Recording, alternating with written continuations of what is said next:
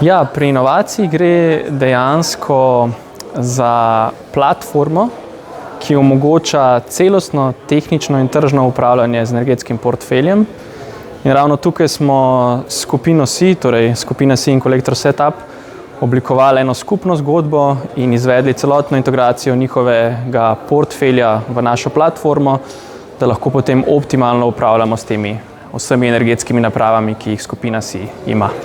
Torej, v bistvu ključna zadeva pri tej inovaciji je, da dosežemo prihranke pa neke učinke na predvsem pri stroških odstopanj za skupino SEE. Prav tako pa zdaj sploh s tem novim omrežninskim aktom želimo doseči tudi nek maksimalen prihranek. Hkrati pa z vsemi fleksibilnimi energetskimi enotami, vemo, da SEE razpolaga z več kot 80 MW fleksibilnih energetskih enot, da lahko dosežemo tudi dodatno monetizacijo recimo na trgih za sistemske storitve. Vtis o dogodku zelo pozitiven.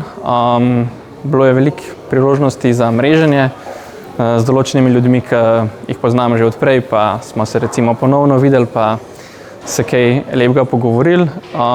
Zanimiv je bil sploh ta del za inovacije. Torej, jaz moram priznati, jaz sem bil prvič na dogodku, bilo je 13 inovacij in kar se mene tiče zares zanimivih. Sploh tale zmagovalec, jaz mislim, da je zasluženo zmagal, ker gre za eno zelo inovativno zgodbo, ki bo mogoče omogočila nek lažji prehod v fleksibilnost na elektrodistribucijskih omrežjih. Tako da to bi bil nekako, bom rekel, glavni vtis o dogodku.